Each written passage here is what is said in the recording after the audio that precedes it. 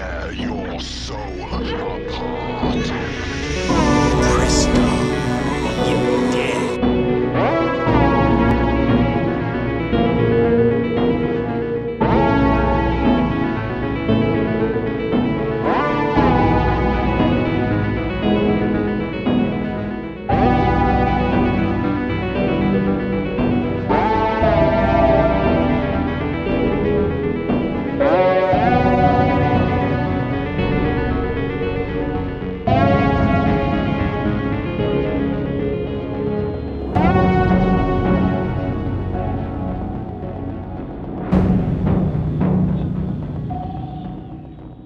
Bonjour mes amis, j'espère que vous allez bien. Aujourd'hui, vidéo critique, je vais vous parler d'un petit film fantastique avec Edward Furlong des années 90.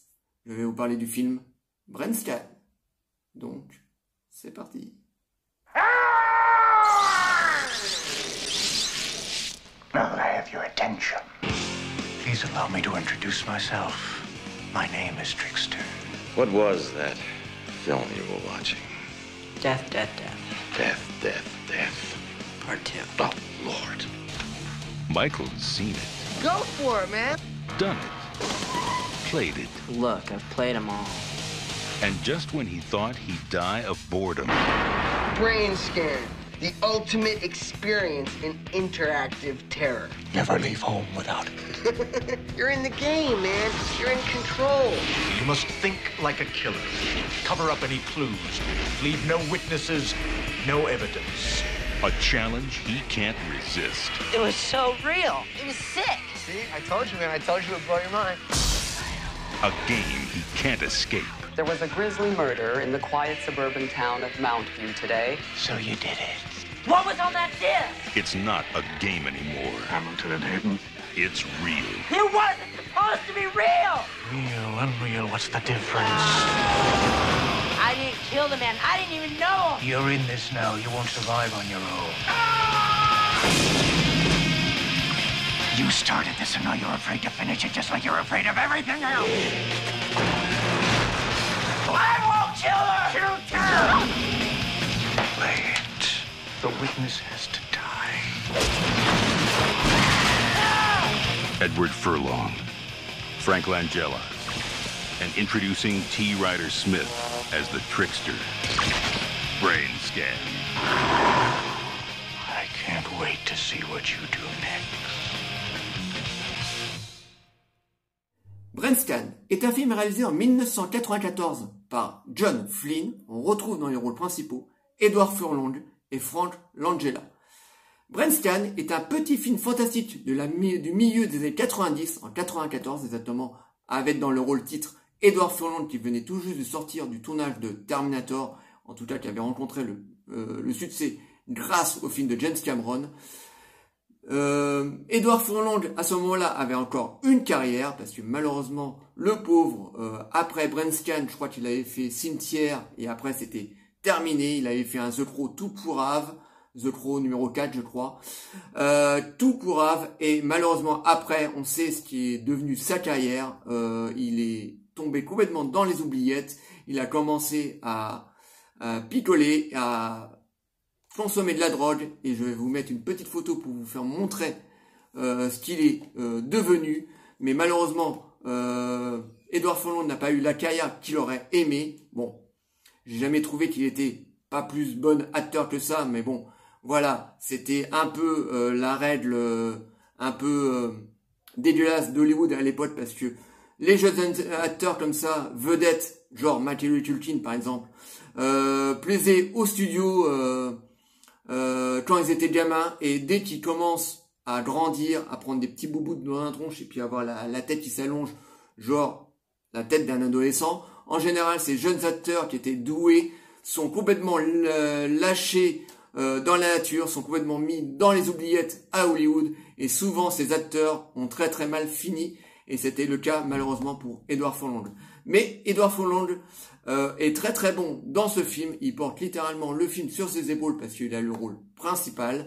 Donc Brainscan raconte, c'est l'histoire de Michael, une passion dévorante pour les films d'horreur, lorsqu'il rencontre le Trickster, une créature maléfique issue d'un CD-ROM et il entraîne Michael dans une succession de meurtres abominables.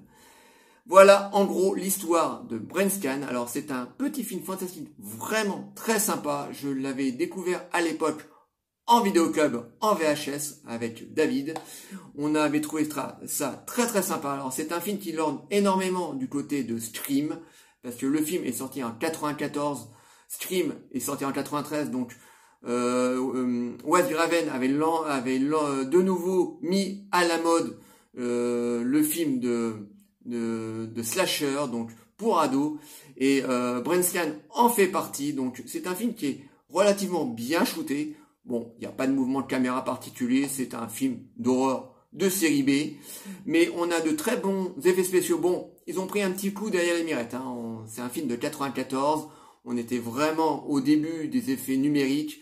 Là, on a des effets spéciaux de synthèse. Bon, ils ont pris un petit coup dans les mirettes, ce qui est normal. Le film approche des 30 ans.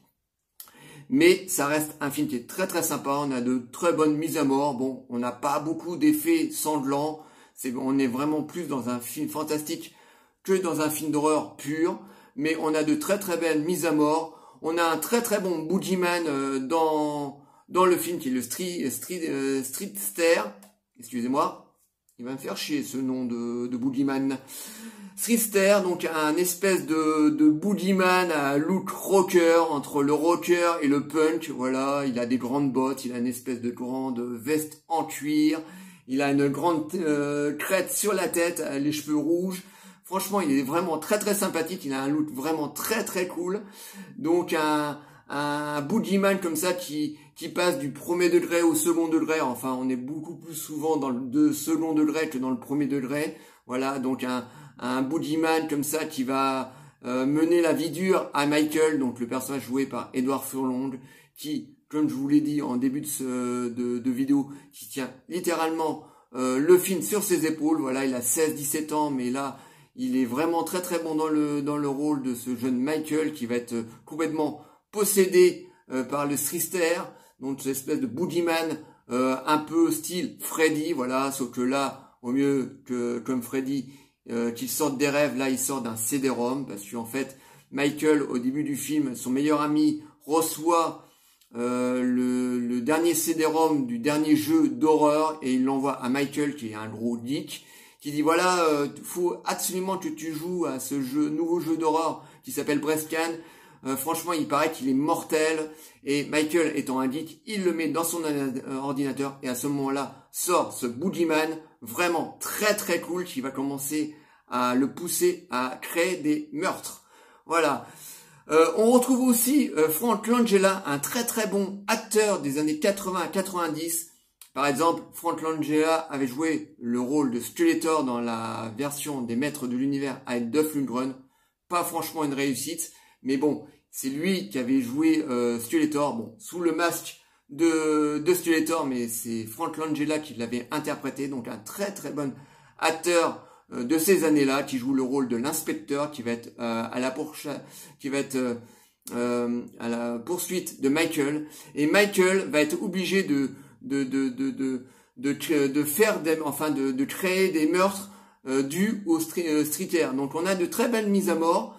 À un moment, le boogeyman va pousser Michael à tuer sa petite amie, parce que en face de chez Michael, il y a une jeune fille que Michael est amoureux. Il va essayer de pousser Michael à tuer sa petite amie. Donc c'est un film qui est relativement très sympa. Il dure 1h30, on s'ennuie vraiment pas. Il va assez vite. Edward Furlong est vraiment très très bon. Je vous dis, les effets spéciaux ont pris un petit coup derrière les mirettes, mais bon, ça passe. Voilà, on est en plein milieu des années 90, donc ce qui est un petit peu normal. Le film commence à avoir 30 ans.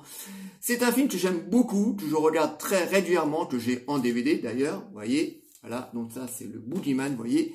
Il a quand même un look assez sympa. Donc je peux que vous recommander ce petit film fantastique avec Edward Furlong. Alors je pense qu'on peut le trouver facilement. Admettons, essayez de le taper sur YouTube, ça tombe. Vous pourrez peut-être le voir gratuitement sur YouTube. J'ai pas essayé, mais allez toujours essayer. Sinon, essayez de le dégoter en DVD. Je sais que moi, à chaque coup, je vais dans un Easy Cash. Je le croise assez régulièrement en DVD, donc en plus pas très cher, pour 2-3 €. Donc essayez de le décoter, franchement, c'est un film fantastique vraiment très très sympa.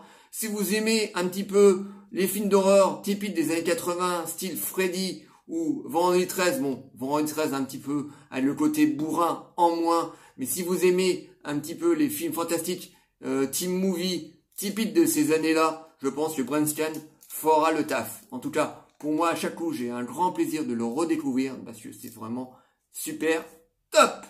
Voilà. J'espère que cette petite vidéo vous aura plu. Likez, délikez, abonnez-vous. Envoyez-moi des commentaires, dites-moi si vous connaissez Brain-Scan ou si vous comptez le voir. Je vous répondrai toujours avec plaisir. Et je vous dis à très très bientôt. Ciao les amis.